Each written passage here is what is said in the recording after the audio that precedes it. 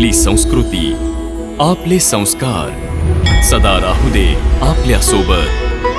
भारताच्या महान ग्रंथांचे आणि काव्यांचे संपूर्ण संकलन. सबस्क्राईब करा तिलक. निष्काम कर्मयोग. हो, निष्काम कर्मयोग. हा कोणता योग आहे माधव, जो मनुष्याला पाप आणि पुण्य दोन्हीतून मुक्त करून टाकतो? ही एक गूढ विद्या आहे पार्थ.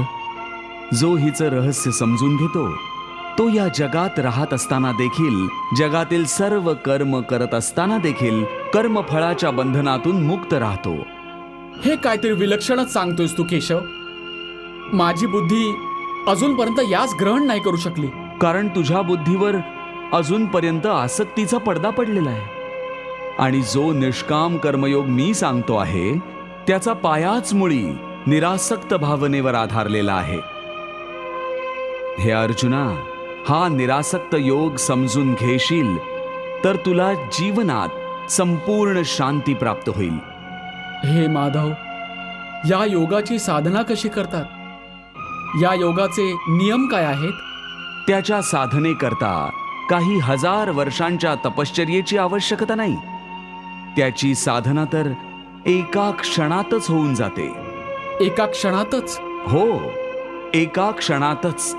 ज्या क्षणाला प्राणी त्याच्या मनाची मानसिकता बदलून टाकतो तोच क्षण. परंतु हे केशव, कुणीही मनुष्य एका क्षणातच आसक्ती कशी काय सोडू शकतो? जेव्हा तो कर्म करतो तेव्हा त्याच्या फळाची आसक्ती तर त्याच्या कर्माचा एक भागच असतो, ज्याच्या अंतर्गत फळ मिळण्याच्या इच्छेनेच तो कर्म करत असतो. हे अर्जुना, बास इथूनच निष्काम कर्मयोगाची साधना सुरू होते. अर्थात तू म्हणालास की प्राणी फळ मिळवण्याच्या इच्छेनेच कर्म करतो, परंतु निष्काम कर्मयोग हे शिकवतं की फळ मिळवण्याच्या इच्छेने नाही, तर आपलं कर्तव्य पूर्ण करण्यासाठी, आपल्या धर्माचं पालन करण्यासाठी कर्म करा. फळावर आस्था ठेवून कर्म करू नका, कारण फळ मिळणं तुमच्या हातात नाही. तुमच्या अधिकारात केवळ कर्म करणंच आहे.